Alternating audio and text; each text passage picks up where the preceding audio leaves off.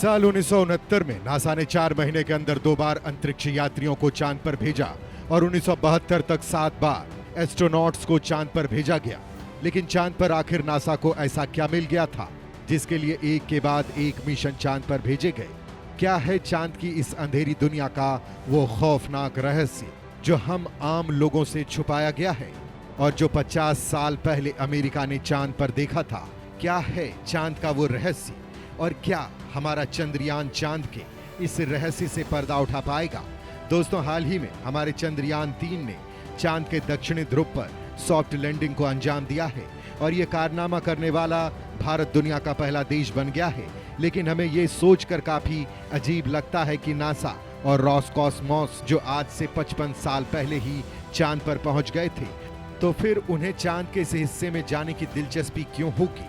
क्यों अपना पैसा बर्बाद कर रहे हैं जबकि उनके हिसाब से चांद पर तो कुछ भी नहीं है? अगर नासा चाहता तो वो कभी भी चांद के इस हिस्से को एक्सप्लोर करने के लिए मिशन भेज सकता था। तो ऐसा क्या वजह है 1972 के बाद नासा ने चांद से दूरी बना ली? दरअसल 1969 में जब नासा ने अपना अपोलो 11 मिशन को पूरा किया और नील आर्मस्ट्रॉन्ग और बज एल्ड्रिन चांद पर कदम रखने वाले पहले इंसान बने, तो दुनिया भर में चांद पर इंसानों की बस्तियां बनाने की बात शुरू हो गई। लोग कहने लगे कि अब वहां पर जमीन बेची जाएगी और चांद इंसानों का दूसरा घर बन जाएगा।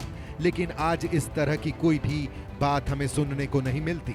इसकी वजह यह है कि जिस नासा ने इन सभी बातों को जन्म दिया, 1972 के बाद अचानक से उसने खुद ही चांद पर दिलचस्पी लेना बंद कर दिया। लेकिन नासा ने आखिर ऐसा किया ही क्यों?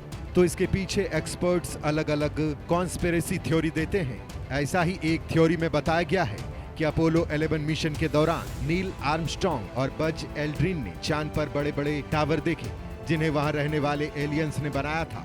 कहा जाता है कि इन टावर्स को एलियन ने हम इंसानों पर नजर रखने के लिए हजारों साल पहले बनाया था। लेकिन आज ये चांद बिल्कुल वीरान पड़ा हुआ है। दावा तो ये भी किया जाता है कि अपोलो 11 मिशन के दौरान नील आर्मस्ट्रॉन्ग ने नासा के ग्राउंड स्टेशन से लाइव बात करते हुए इस बात को बताने के बारे में कोशिश भी की थी।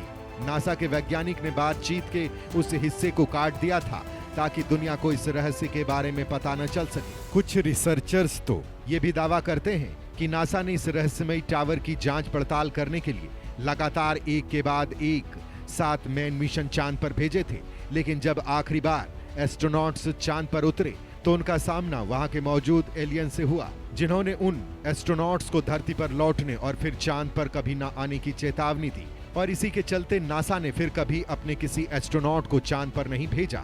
खुद नील आर्मस्ट्रॉन्ग ने भी अपने एक इंटरव्यू में इस बात का खुलासा किया था कि जब वो चांद की तरफ बढ़ रहे थे तब एक अजीब और अज्ञात परछाई ने काफी देर तक उनका पीछा किया था। इस रहस्यमयी चीज की आकृति यूएफओ यानी किसी अंतरिक्ष यान जैसी थी।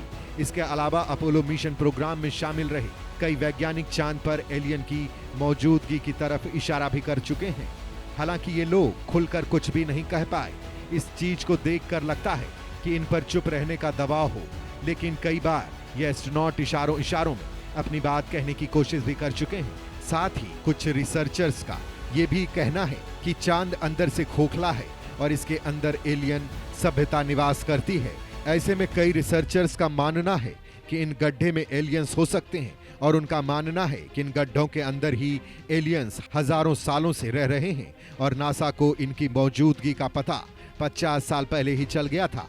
इसलिए अब वो अपना कोई भी मैन मिशन को अंजाम नहीं देते।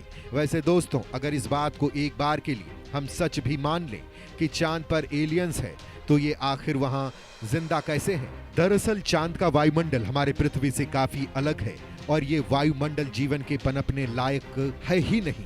आपको जानकर हैरानी होगी कि दिन के समय चांद का तापमान 250 डिग्री सेल्सियस तक चला जाता है, जो किसी भी जीवन का खून उबाल सकता है। साथ ही रात के समय यहाँ का तापमान -208 डिग्री सेल्सियस तक पहुंच जाता है, जो हमारे खून को भी जमा सकता है। इसके अलावा चांद का वायुमंडल हद से ज्यादा पतला है, जिसे ये माना भी जा सकता है कि यह वायुमंडल है ही नहीं। ऐसे हालातों में कोई भी जीवन चांद पर कैसे जिंदा रह सकता है? और अगर सच में चांद पर एलियंस रहते हैं तो वो हमसे ज्यादा ताकतवर और खतरनाक है, क्योंकि जिन हालातों में इंसान एक सेकंड के लिए सरवाइव नहीं कर सकता है। ऐसे में वहां रहने वाला जीव हमसे कई गुना एडवांस हो सकते हैं। अगर हमारा ये वीडियो आपको पसंद आया हो तो इसे लाइक और शेयर करना ना भूलें।